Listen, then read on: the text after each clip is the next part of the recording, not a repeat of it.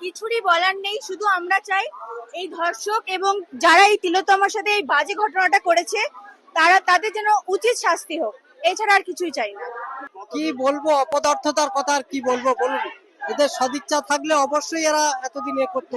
এদের কোনো সদিচ্ছা চাই, পাবলিককে তার ডিমান্ড আদায় করে নিতে হবে আন্দোলনের মধ্য দিয়ে। আমরা কারা? আমরা সবাই আমরা